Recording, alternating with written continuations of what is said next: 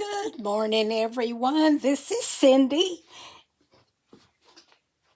and I'm here to continue our series on our crochet. So I hope everyone has practiced their chain and then adding on the single crochet, because that's all you're going to need for us to make our beautiful washcloths today. I'm going to show you how, and I will tell you, with the fairs coming up for the springtime, get busy because you can sell all you can crochet, okay? So I usually make mine about 8 inches square. You can make them as long as you want. What you want to do is you just want to take your ruler and, excuse me, you want to crochet as long as you want you will crochet your foundation as long as you want your washcloth to be across. And like I say, I usually do mine 8 inches. I've got another surprise for you in another video where I'm doing something else where I'm making them larger, but it's still with this same stitch. So I've got a few more surprises for you before we go on and start working on another stitch. So I wanted to show you these beautiful washcloths. They are so much fun to make, and to me it's just so relaxing and soothing. And look at these colors, aren't they pretty? And then I'm going to add this to it also. Remember that for washcloths you want to use cotton yarn. And I like this brand. It's Lion brand, Lyon, and it's 24/7 cotton.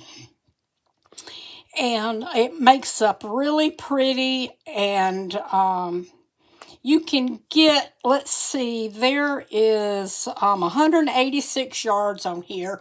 You can get 2 washcloths out of this. And if you will check on Amazon and go here to this yarn, they have about 20 different colors. And the secret is to keep checking, because sometimes it'll be, you can get like 3 rolls for $3.99. But they keep playing games with you. You have to keep clicking and moving around and looking at different ones. So that's how I have built up my yarn supply. So when you think you can make 6 washcloths for $3.99. That's a pretty good deal. Okay, now this is the yarn you'll need for you always need to use cotton for your wash rags, so washcloths, face cloths. Okay, and if you remember, I had shown you on this sample here, you've always got to remember, let me show you this again, when you get to the end, okay, let's go ahead and work on this one. And as you see, I'm working in this chain here. I'm going to go on over to the end. Whoops. And you always want to remember that when you do your chain, I'll show you. Just hang on a minute. Hope everyone's doing okay. We're having real nice weather down here. Spring is here and the pollen's gone, so I cannot complain. Okay, now let's say, let me get a stitch going here. Okay, now remember, let me add up. If you're adding your a stick a slip oh darn, a single crochet to turn around, remember, let me get something that I can point to this with so you can see it. Let me see what I've got here, if I got a little pointer type thing. Okay, Not really. So what I'll do is I'll use the, well, that's not going to work. Okay. You can see when I turned my work, see how I have that first stitch right there? Well, most of the time, you're not going to work into that very first stitch. But to keep our work straight, we're going to go into that very first stitch and come up. Let me do that again. Okay. Let me get this where you can see what I'm doing. Okay, this is our very, well, okay, what we got going on here. Sometimes your yarn can be fiddly on you. So let's just, but it's very important to do that because that keeps your work straight, okay? So you're at the end, you are going to single crochet, you're going to chain, you're going to turn your work around, and you want to work in this very first stitch right here. Not the second one, but this very first one. So we're going to take our crochet hook, and sometimes you kind of have to wiggle it in there, but it's going fine into this one. So we're going to go into that first hook just like so, and we're going to single crochet. And you can see how this keeps our line straight. See how pretty and straight this is? That's from going into that very first stitch. And if your work starts looking a little crooked, like it's going in, stop and go back and look and make sure you've gone into that very first stitch. Okay? So, that is basically what I wanted to tell you today.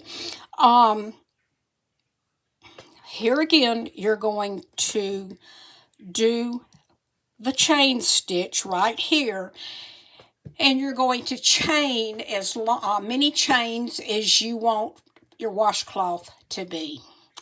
Like I say, I usually do mine 8 inches. You could do a 6-inch one for a baby if you wanted to make some smaller ones. But go ahead and work on your washcloths. And the next video, I'm going to show you how to block your work. A lot of times I go ahead, I even block my washcloths because I like them to be very straight and very pretty and like this. These two have been blocked.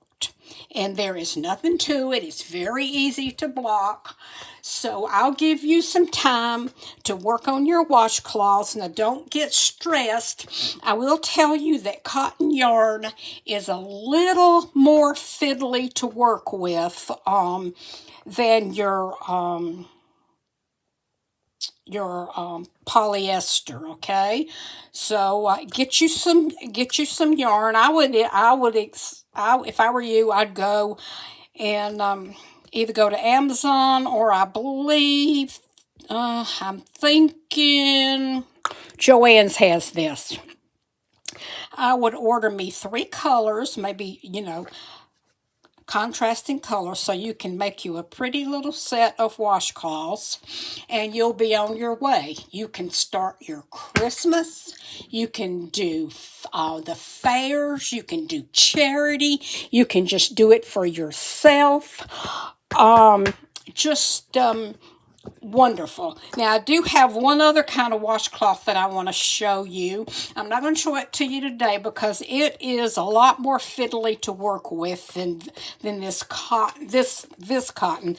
This cotton is kind of it's got some let me see if I can find what it says here.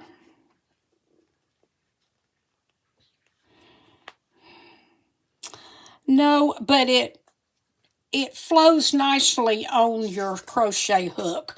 I'm going to show you how to make a spa cloth or a spa wash rag to use with facial cleanser. It's a lot sturdier, and it really is great for your face for doing a facial. But here again, I'm not ready to show you that yet because you'll get frustrated because the yarn I'm using on that is kind of frustrating. It's hard to work with when you first start. After you make your first one, you got it down. You know how to do it and how to twist your needle to get it going. So what I'm going to do is next week I'll show you how to, let me go ahead and show you how to end also. When you get your wash rag as long as you want it, like right here, let's take this off here. Okay, so what we're going to do is when we get ready to end, we are going to let's do our last stitch right here.